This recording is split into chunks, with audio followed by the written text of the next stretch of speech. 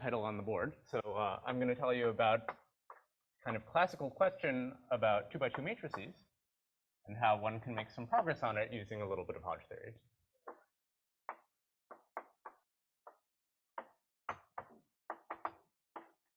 And everything I'm going to say today is joint with Josh Lamb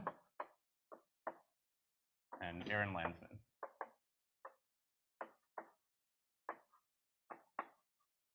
And if you have any questions, please just interrupt me. This is meant to be an accessible talk. Okay, so let me start by introducing the question.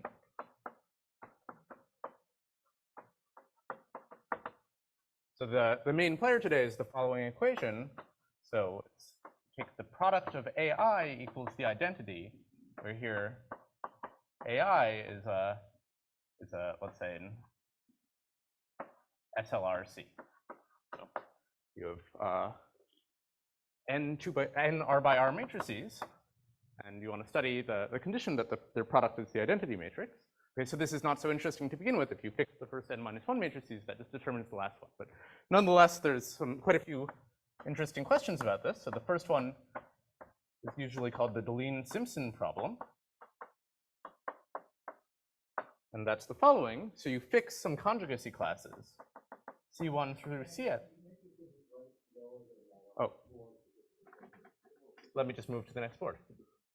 Great. So fix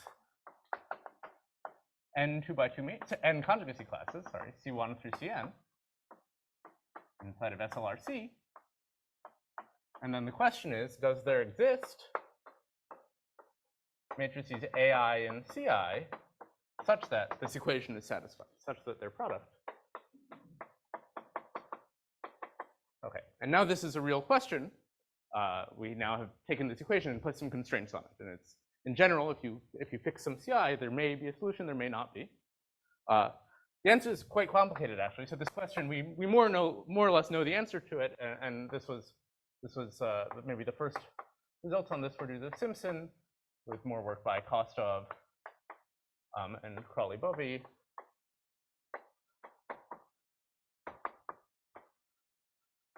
Etc.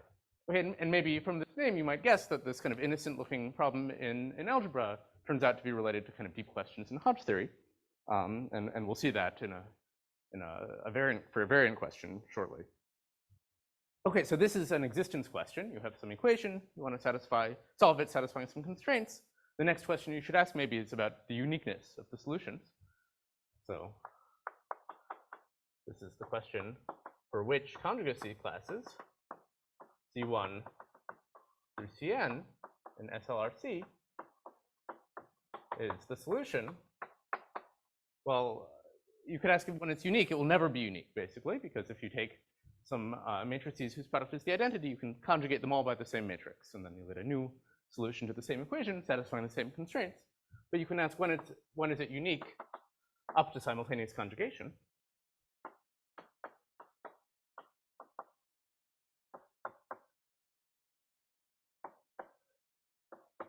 Okay, so this is called the question of classifying rigid tuples or rigid local systems. And I'll explain why local systems later in the talk.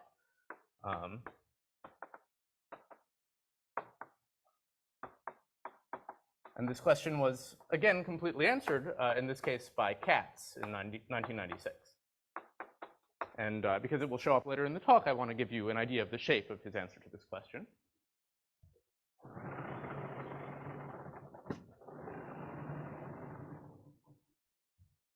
So what does Katz do? He starts with a solution, A1 through AN. So here, let me call this a rigid tuple to denote that it's a solution where in the setting where there's a unique solution with these conjugacy classes up to simultaneous conjugacy. So this is, let's say, inside of GLRC at the end. Earlier I wrote SLR, but for this kind of question, it doesn't really matter. And what Katz does is he produces an operation called middle convolution,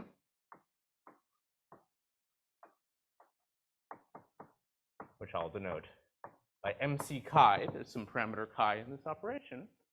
And applied to a tuple of matrices like this, it produces a new tuple of matrices. So it produces some A1 prime through AN prime, this is now in GL R prime of C to the n, with the following properties. So first of all, this new tuple of matrices is also rigid, in the sense that whatever their conjugacy classes are, this is the unique solution to this equation up to simultaneous conjugation, with the constraint that the matrices lie in the conjugacy classes. Okay, and then two miracles happen. So first of all, R prime is less than R, so you started with some R by R matrices, and you've gotten some smaller matrices. And then second of all, whatever this operation middle convolution is, and I'll explain what it is at the end of the talk, it's invertible. Okay, so what does that mean? It means you can iterate the operation. Eventually you get down to R is 1. Then you're just classifying tuples of numbers that multiply to 1. That's very easy. Because MC chi is invertible, you can now apply its inverse and generate whatever tuple you want from n tuples of numbers which multiply to 1. Okay, so this reduces to the case. Okay. So the upshot of this talk later on is going to be that this operation is really an algebrogeometric operation, and we'll interpret it in terms, its behavior in terms of Hodge theory. Okay, so these are not the questions I want to discuss. I want to discuss actually a generalization of this question, which is very classical. It's much older than either of these questions. Okay, so it's a question in dynamics.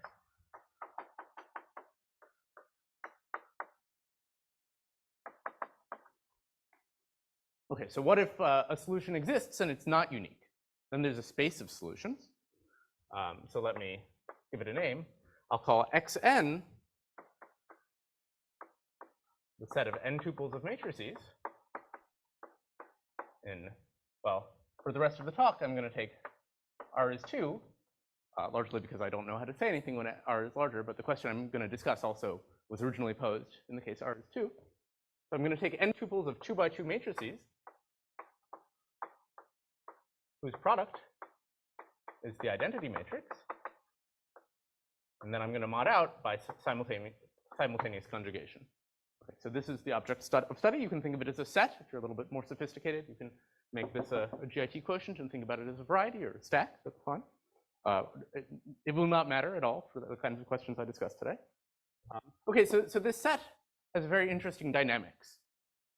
So let me say what I mean by that. Well, given one solution, I'm going to give you a formula. So one tuple of matrices that multiply to the identity, I'm going to give you a formula for producing another tuple. So let me call this sigma I. So this sends a tuple of matrices to a new tuple. Well, the idea is you want to swap the ith and ith plus first matrix. Matrix multiplication is famously not commutative, so you can't do that. But you can fix that up and make a new tuple whose product is still the identity. And how do you do that? Well, in the ith place, you put the conjugate of your I plus first matrix by your ith matrix, and then you put your ith matrix in your I plus first spot. So you swap and conjugate is the operation. And if you stare at this for a second, you'll see that if the product of these matrices was the identity, the same is true here. Okay. And well, there's a group which is generated by the sigma I, which I'll call Bn for reasons that will soon become apparent. It's generated by sigma 1 through sigma n minus 1, and this acts on the set Xn. Okay. The dynamics of this action are extremely well studied, so I think maybe the original situation where this was studied was by Markov in the 1860s, and then we'll see soon that it was studied by Penn-LeVay and others, and I think recent work on this has been done by people like Goldman and collaborators, and Eskin and collaborators, and so on. But I want to just study the most basic possible question about this action, which is what are the finite orbits of the action?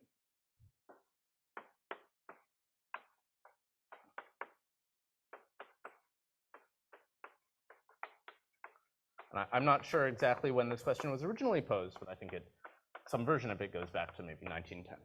Okay, and I'll explain something about the history, and we'll see soon that it's related to sort of questions that at least I find very interesting in algebraic geometry. So in this talk, I want to talk about some of the history of this question and some kind of answer to it under some mild condition, namely that one of these matrices has infinite order. Okay. Are there any questions?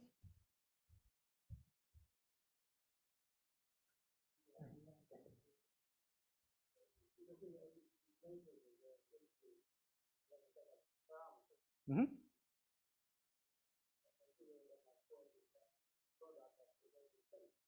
Mm-hmm.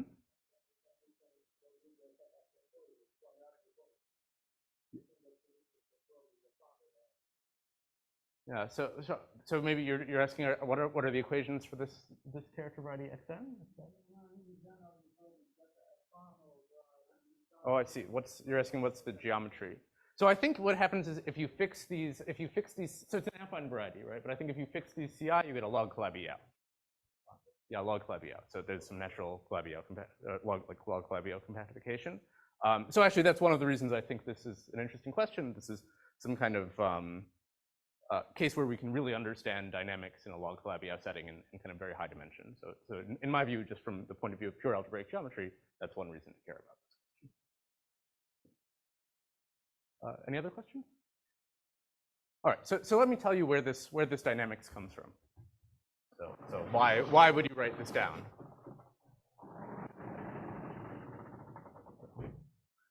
So why?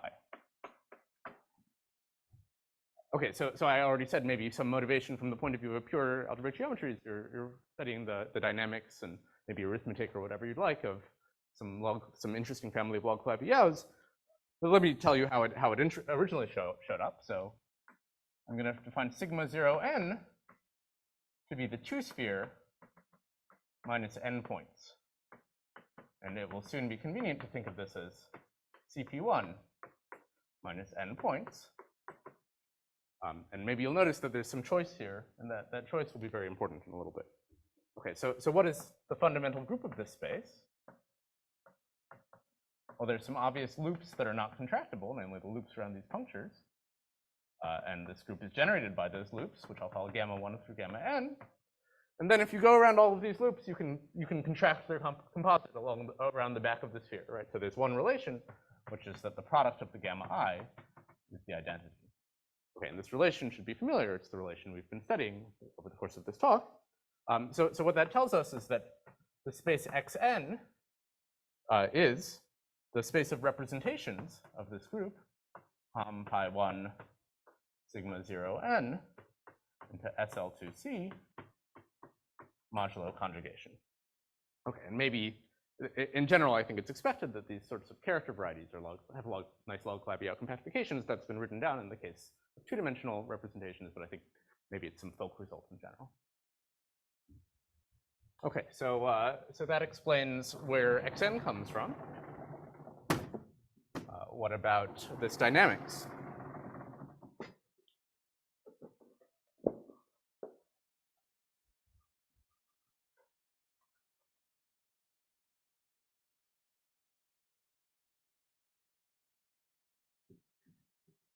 Well, what is this group Bn?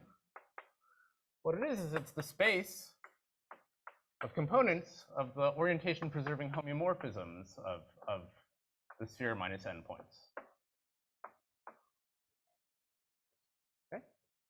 Well, the space of homeomorphisms of a space obviously acts on that space. So it acts on pi 1, so it acts on representations of pi 1. Okay. There's another description of this, which will maybe tell you it's a little bit related to algebraic geometry. So up to finite index, so this curly equals means finite index. This is pi 1 of the moduli space of curves of genus 0 with n marked points. And it has a name. It's called the spherical braid group on n strands. Okay, and this thing is the pure spherical braid group on n strands. Okay. So what's the history? So why were people interested originally in these finite orbits? And so I think this question maybe goes back to Schlesinger, Henleve, and Fuchs. So Schlesinger wrote down the following nonlinear ODE, which is the following. So I'll write something down and then explain it. So dBi dxj will be the commutator of bi with bj over xi minus xj. Here, the bi they're now not necessarily invertible matrices, they're an SLRC. Here, this is if I is not equal to j. And to figure out what the equation is when I equals j, you require that the sum over I of dbi over dxj is 0. Okay, so this is some funny nonlinear ODE.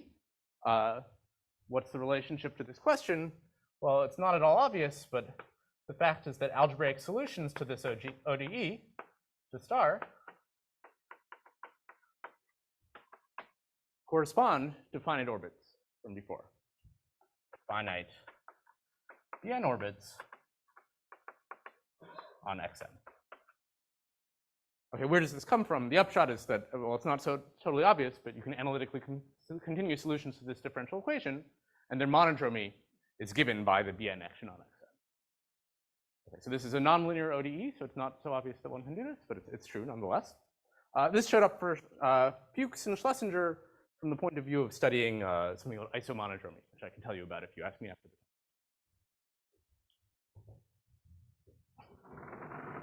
Okay, so why were they interested in finite orbits? Well, so the first place I can find this written down is in Penlevet's Stockholm lectures, which were, I think, around 1912, where he made the following claim. He claimed that a generic solution to this ODE, in the special case when R is 2 and N is 4, so you have 4 2x2 matrices, cannot be expressed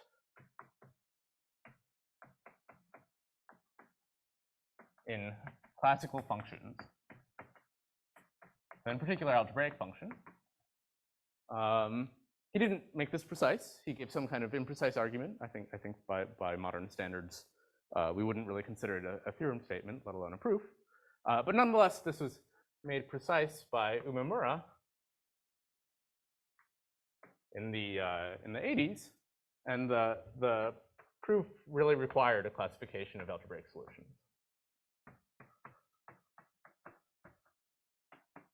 In particular, finite orbits.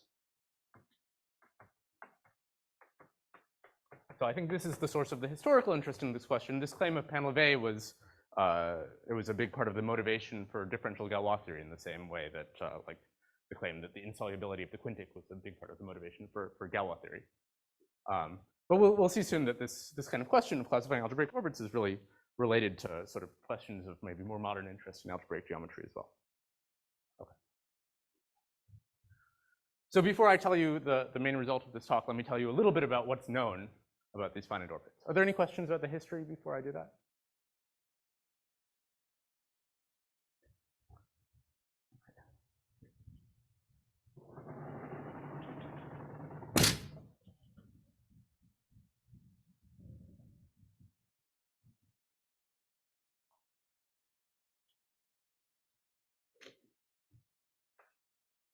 I promise we'll get to algebraic geometry soon. Okay, so remember, we're interested in classifying actions of this group, which was given by these kind of modified swaps on n tuples of matrices, whose product is the identity, up to simultaneous conjugation. Okay, so first of all, well, what happens if n is 1? Then this just means we have the identity matrix, not so interesting. If n is 2, then A2 is A1 inverse, not so interesting. So maybe the first case is n is 3. And actually, this case, it turns out, is not so interesting either. So what's not so obvious is that in this case, the action of Dn factors through a finite group. It factors through S3. So in this case, all orbits are finite.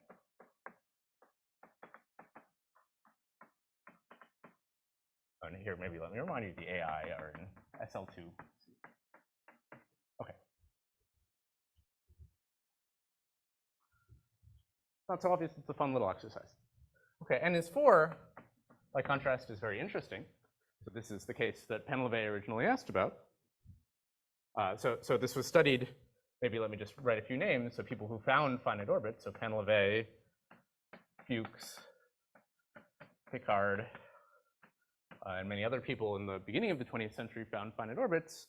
And then I think there's this subject was kind of revived by Hitchin in the 90s, who found more finite orbits, and then Bolch and others. I think the first real attempt at a classification was by Dubrovin and Mozzocco.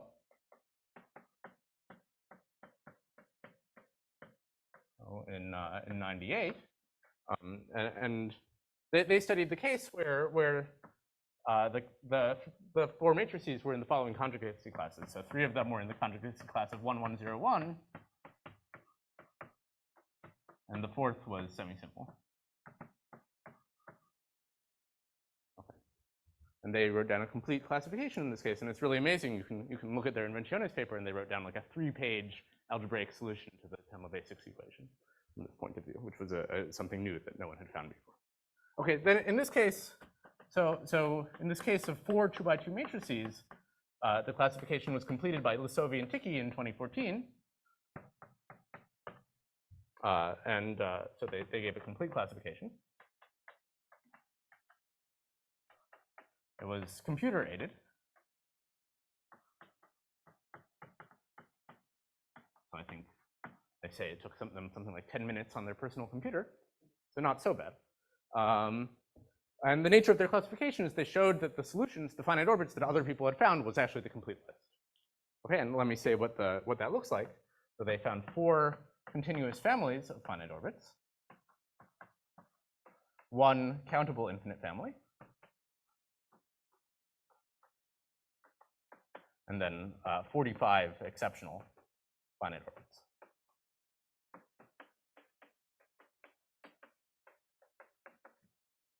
Okay. So whatever the answer to this question is, it's kind of complicated.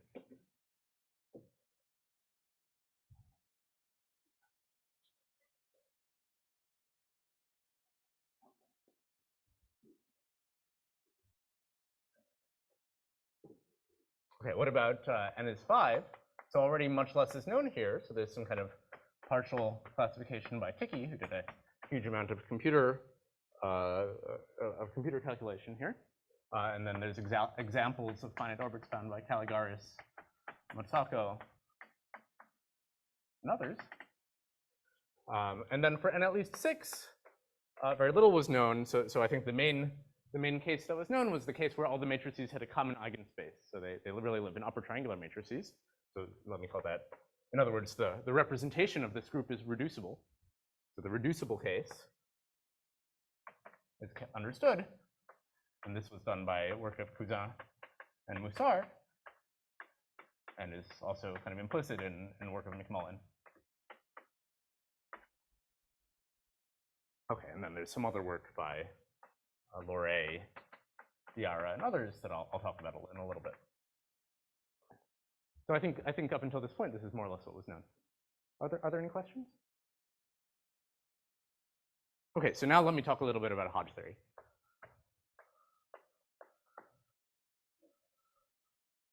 So one can give an algebra geometric reformulation of this question, and that's what I'm going to do now, and explain how that's useful. Okay, so there's a result of Litt-Simpson, which implies the following.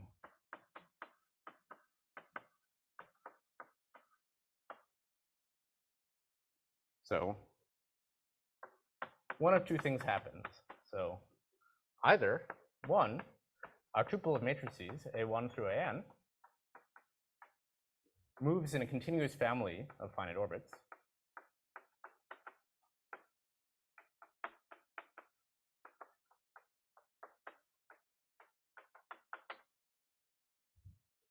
okay, in this case, we actually completely understand what's happening. So this is a classification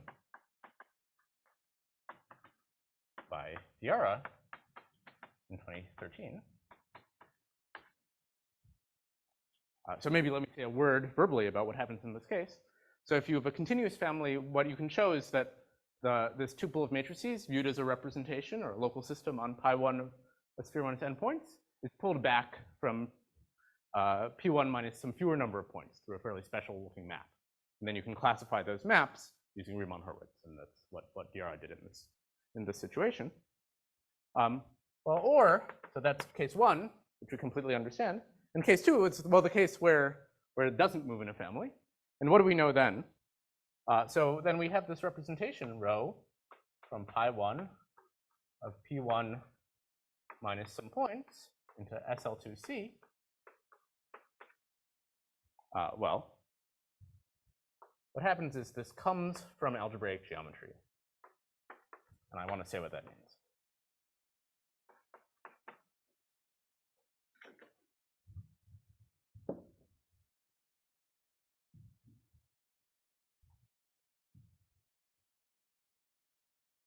Well, what is a representation of P1 minus some points? It's a local system, a locally constant sheaf on P1 minus those points. So we have some V on P1 minus D. And what does it mean to come from AG, come from algebraic geometry?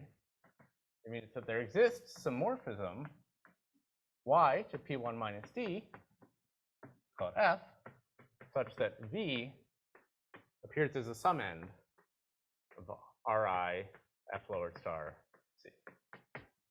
So this local system, whatever it is, it shows up in the cohomology of a family of algebraic varieties over P1 minus D. And the amazing thing is that this finite orbit condition tells us this is true for all D. This is true in particular for generic D.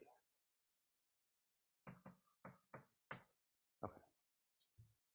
So we've started with this elementary question about 2x2 matrices, and we've ended up with a kind of interesting question in the topology of algebraic maps. So what's our goal? Given this, our goal is the following. And this is the same as our original goal of classifying finite orbits. It's to classify rank 2 local systems on P1 minus D of geometric origin, meaning they come from algebraic geometry this way,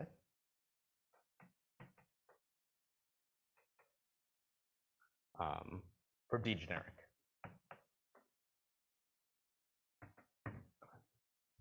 So this, I think, is a basic question about the topology of algebraic maps.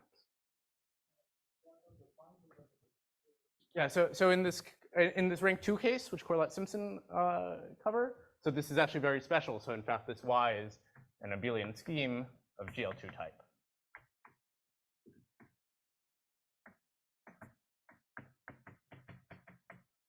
Okay, so these the fibers are abelian varieties of possibly arbitrary dimension.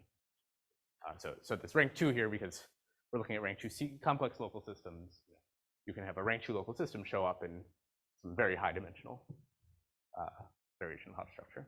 Yeah, so in general, I mean, there's some notion of comes from algebraic geometry that makes sense for local systems of arbitrary rank, and there you have no control over what's happening, what the geometry of this map is, but in particular in rank 2, every local system of rank 2 shows up in a family of geometric origin actually shows up in a family of abelian schemes of GL2 type.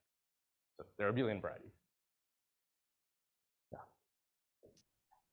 So you can think about this as a question about maybe classifying certain abelian varieties over the function of field of P1 with generic discriminant locus. So in that sense, there's some other long lineage to this question, like for example, Bogomolov classifies elliptic curves over P1 minus 4 points with some local monodromy condition. Okay.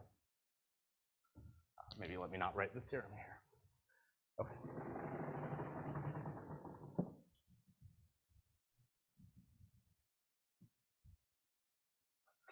Okay, with this in mind, let me tell you the main theorem.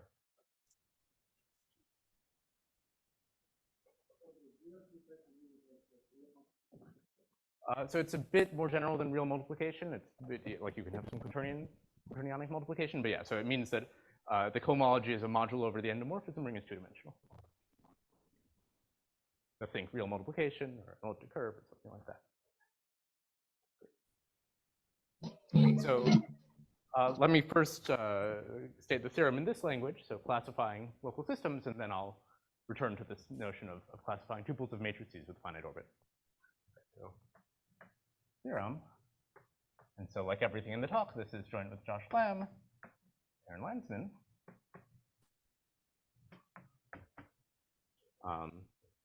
So let rho from pi1 of CP1 minus D to SL2C. Well, first of all, Zariski dense. So that means the image is Zariski dense. This is not a real condition. We just understand everything without this. Putting this here makes the theorem a bit more simple to state. So of geometric origin, meaning it shows up in the cohomology of a family of varieties. And then finally, okay, so here's the real condition. So D is generic. Okay, and then finally, the real condition that means we don't have a quite complete answer to our original problem is that we need some local monodromy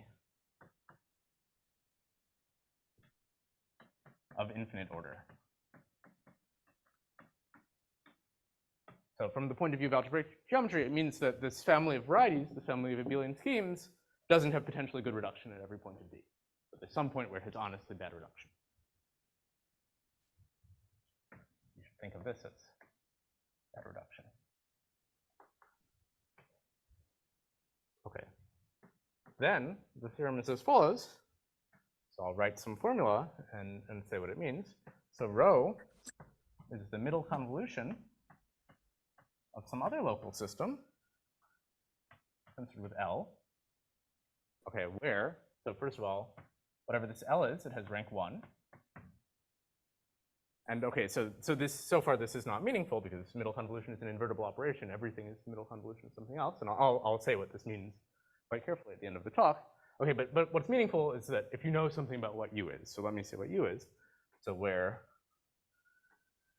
this local system U has monodromy, a finite complex reflection group.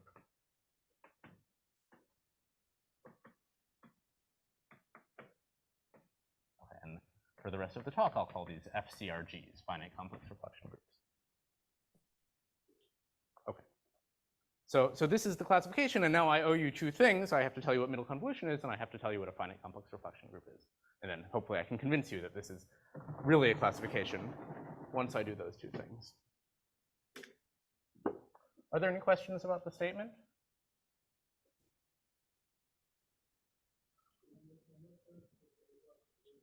Yeah, so that's a good question. So we've reduced it to some other kind of classification, namely classifying finite complex reflection groups, maybe, right?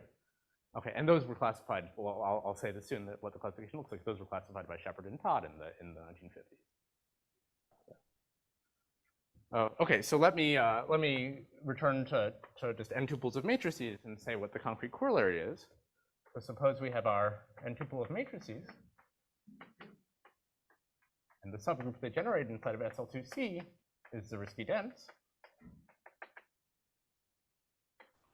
Suppose they have finite orbit.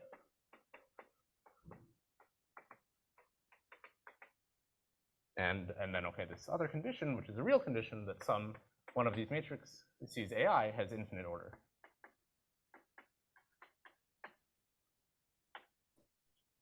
I think of this as some kind of generic condition, but all right. So then we're in one of two situations. So either one, this tuple lives in a continuous family,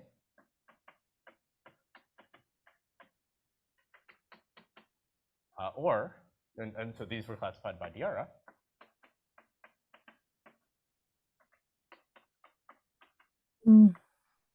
Or two, well, you can scale the matrices by some numbers. Right here, the lambda I are non-zero complex numbers. And then this tuple of rescaled matrices is the middle convolution of some tuple B1 through Bn, where the subgroup generated by B1 through Bn now lives inside of GL n-2 and is a finite complex reflection group. Okay. So I owe you quite a lot now. I have to tell you what is an FCRG, what is middle convolution. Maybe let me just make a remark before I do that, which is that I told you a little bit about middle convolution in the very beginning, which is that when you apply it to rigid tuples, you decrease the size of the matrices. And here we've typically made them much bigger. Right? So you started with some 2 by 2 matrices, now you get n-2 by n-2 matrices. It's kind of a different situation. Okay. So let me start by telling you what a finite complex reflection group is.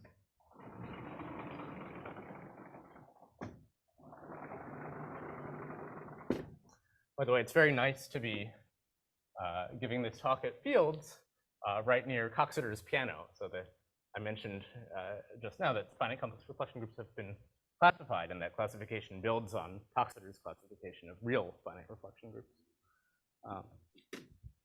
Okay, so let me tell you what they are, the definition. So first of all, if I have a matrix R in GLRC, this is a pseudo-reflection.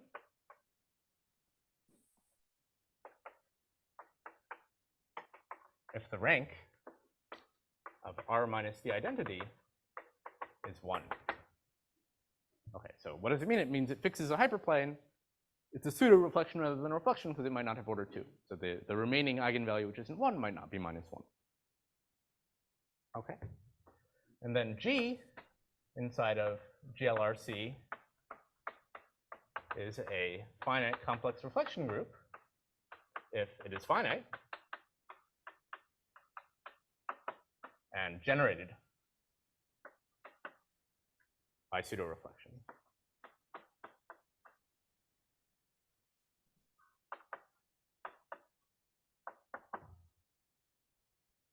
Okay, and then, well, the remark is, okay, so if we didn't know much about FCRGs, this would not be much of a classification, but we actually know everything about finite complex reflection groups. So these finite complex reflection groups were classified by Shepard and Todd in I think 1956, but to be safe, let me just say the 1950s. And maybe let me just say a little bit about what the classification looks like. So first of all, there's an infinite 3-parameter family called GMPN. So this lives inside of GLNC. So what are these? These are, you take permutation matrices, except instead of 1s being the non-zero entries, you put mth roots of unity. So that would be GM1n, and then GMPN is some finite index subgroup of that. So it's n by n matrices where all but one entry of each row and column is 0, and that remaining entry is an mth root of unity. So this is the infinite family, and then there's 34 exceptional finite complex reflection groups, and most of them are kind of familiar. So think the automorphism group of the icosahedron. So that's like Z mod 2 times the alternating group on 5 letters. The automorphism group of the 600 cell is maybe a little less familiar. So the 600 cell is a 4-dimensional polytope. Things like the Weil group of E8, and so on. And there's 34 of them. You can look them up on Wikipedia, and they're all cool groups. I think the biggest one has something like 100 million elements, or something like that. Okay. Great. So okay, so let me kind of give you just a simple corollary of this statement. And this is a corollary I only know how to prove by actually passing through the classification and then staring at the finite complex reflection groups. So the corollary is that, so suppose we have an n-tuple of matrices inside of SL2C as before, meaning they have finite orbit, one of them is infinite order. Well, there's a sort of silly thing one can do, which is one can just add on the identity matrix, or one can add on minus the identity matrix and then negate one of these. So maybe if we want to say something, we should assume that no AI is plus or minus the identity. We're looking at some kind of primitive tuples. So then the statement is that n is at most 6. Okay, so this is a theorem I really only know how to prove by passing through this classification and then examining the classification of finite complex reflection groups. And maybe the remark is that this is sharp.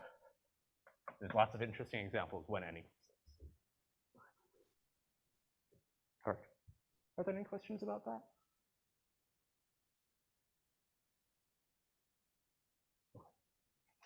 Maybe let me just write down one of my favorite tuples. So let me just give you an example. So here, I've been talking a lot about the classification, but I feel like I should tell you some actual matrices. So here's one. You can take -1, 1, 0, -1, -1, 0, -1, -1, -1 minus the square root of 5 over 2, 1, -3 plus the square root of 5 over 2, -3 plus the square root of 5 over 2.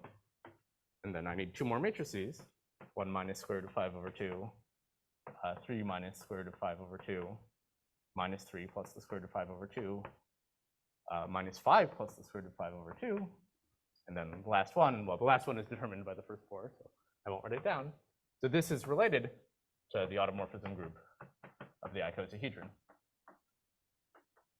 by middle convolution. Oh, sorry, yes. So these are 5 matrices. The last one is the inverse of the product of the first four.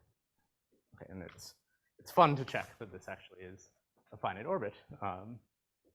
Great. Okay, so maybe let me make a remark on the nature of this classification before telling you what middle convolution is. So first of all, so middle convolution, this operation was developed by Katz in the 90s, and he wrote this very long book describing it in terms of some operations with perverse sheaves. So you might think it's not very computable, but in fact, it's a really explicit thing. You can write it down as the cohomology of some explicit 3-term complex. And my student Amal, who's sitting right there, has actually implemented this on a computer. So really, given a bunch of matrices, one can just write down a formula and it spits out the output. Okay, second of all, the classification isn't quite done. So I said there's this classification of finite complex reflection groups. Well, you still have to run through them and see which tuples of generators actually work. And so we've done most of that. So for example, in order to prove this corollary, you have to analyze all but finitely many, but then there's some finite amount of computer searching to do, and Amal is in the process of doing that now. So there's still a little bit left in this classification. Okay, so let me finish the talk by explaining what middle convolution is in algebraic geometric language and saying how one could hope to prove a theorem like this.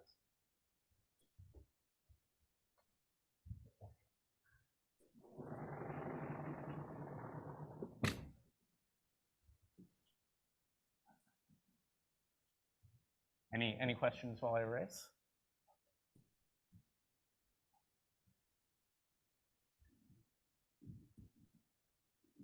And here I'll have to talk a little bit about honest Hodge theory. Middle convolution.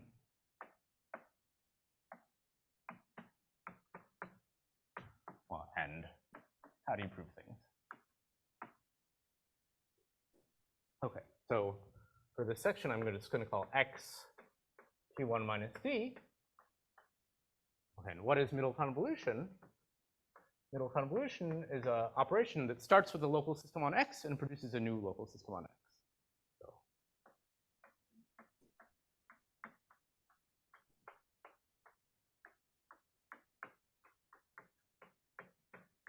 in other words, if you start with a representation of pi1 of the space, an n-tuple of matrices whose product is the identity, I get a new such n-tuple.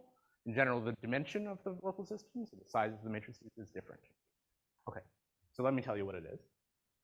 So first of all, one considers x cross x minus the diagonal. This has a projection onto the first factor, which I'll call pi1. It includes the map I'll call J into p1 cross x, because x itself lives inside of p1. And this has a projection, which I'll call pi2, onto the second factor x. Okay. And finally, there's one more interesting map, which I'll call alpha, which is a map to GM, the affine line minus the origin. And what is this? Well, if I choose coordinates, oh, maybe I should make a little assumption, which is that infinity is in D. This is harmless. You can just relabel things to make it true. And so with that assumption, this map is given as follows. So given the coordinates x and y, you send them to x minus y. This is well defined because, well, I deleted the diagonal where this would be 0, and infinity is in D, so nothing goes to infinity. Okay. Now we want to have an operation on local systems on x, so I'm going to start with a local system V on x. And then there's also this parameter chi. And so what chi is a rank 1 local system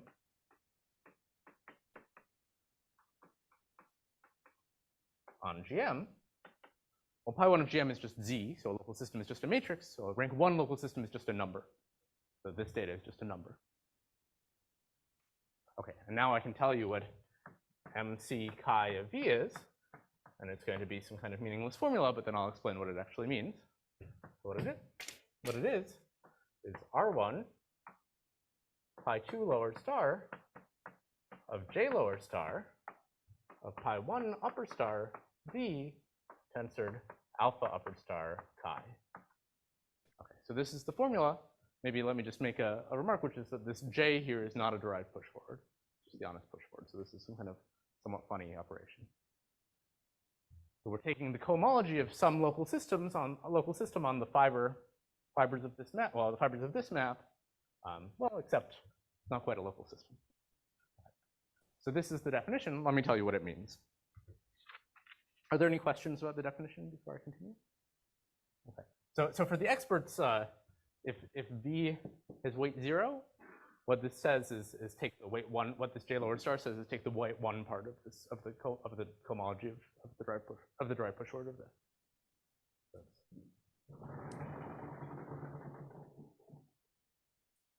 Okay, but let me explain what it means in really concrete terms when this local system V and chi both have finite monodromy, which luckily is the case we're actually in. So here I said that what we're interested in can be understood in terms of the middle convolution applied to something like a finite complex reflection group. So everything in sight has finite monodromy. Okay, so what's the upshot? I'm doing okay in time. So the upshot here is that if V has finite monodromy,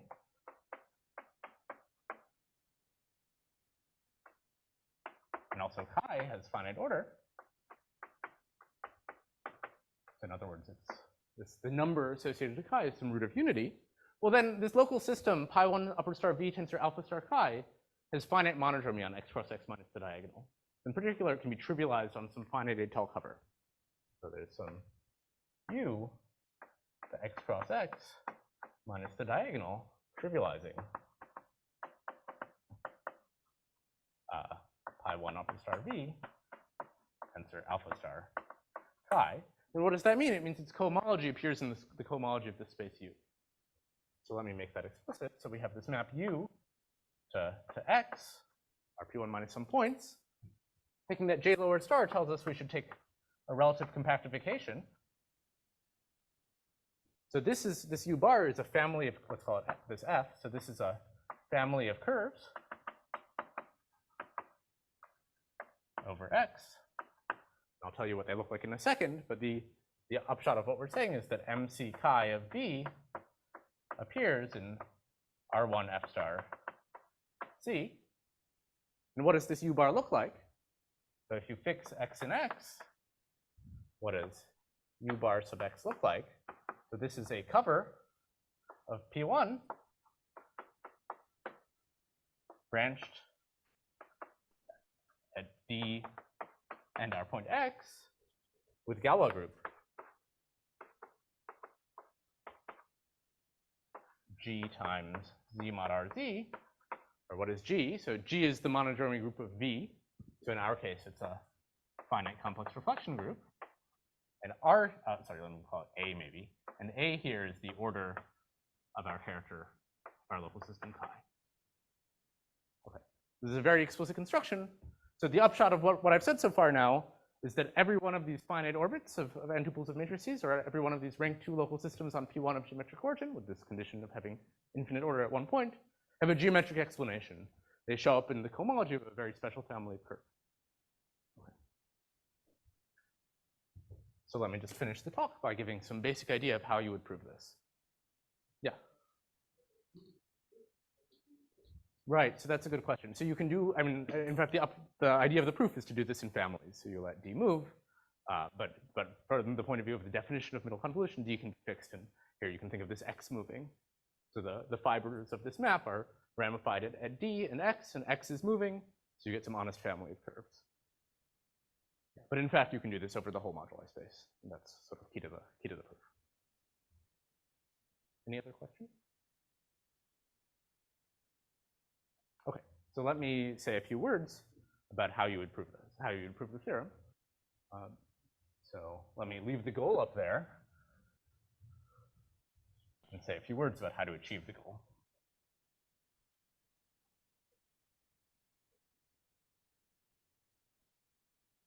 Okay, so what's the proof idea? Okay, so we have this V of geometric origin on P1 minus T for D generic.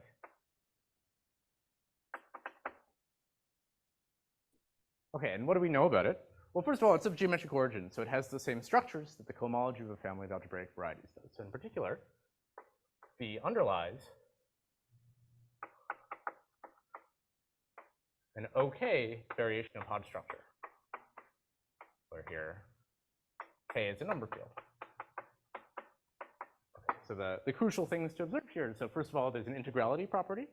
This is the matrices are conjugate to matrices defined over the ring of integers of a number field. And second of all, there's a variation of Hodge structure. In particular, that means there's some kind of family of Hermitian forms. Right, so if you'd like, the monodromy of this local system lies in SU11 if it's not unitary. Okay. And now the goal, so the fact that G is generic tells us this variation of Hodge structure has some special properties, which I can say something about if you ask me a question about it. It implies non-obviously that you can choose chi, so this is a local system on GM, also known as a number, and L, which is a rank 1 local system on X, such that the following happens, such that MC chi of V tensor L, so the middle convolution of V tensored with some rank 1 local system with respect to some parameter chi, has all of its Galois conjugates unitary. Okay, so how would you do that? Well, you use that this is a variation of Hodge structure.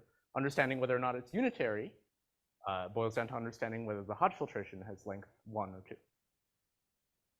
Okay. Actually, in this case, it could have up to 3, 1, 2, or 3. So in particular, this has some Hodge filtration on it. That Hodge filtration is rank 1. The definition of a variation of Hodge structure tells you that the polarization is definite. Okay, well, so now the unitary group is compact.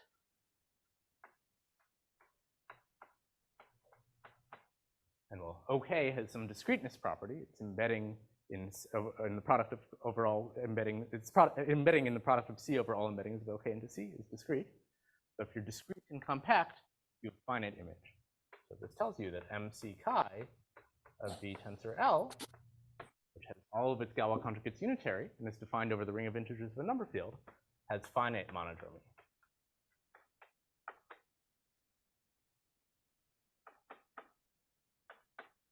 Okay. Okay, and now one has to do an explicit computation with middle convolution, so you analyze the local monodromy. And you see that it's generated by pseudo-reflection. So in fact, the local monodromy at all but 1 point is a pseudo-reflection.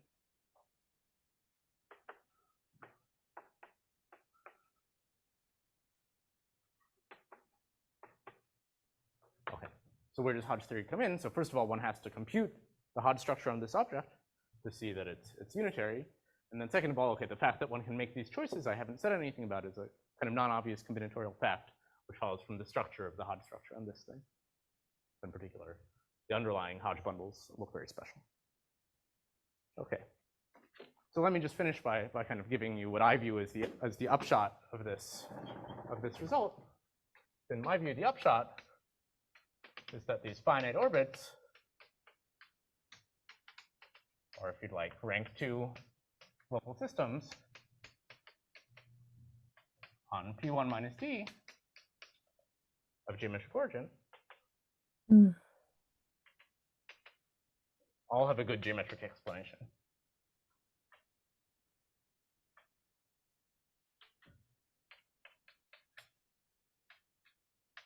So in particular, they all come from more or less polyhedra, so things like finite complex reflection groups.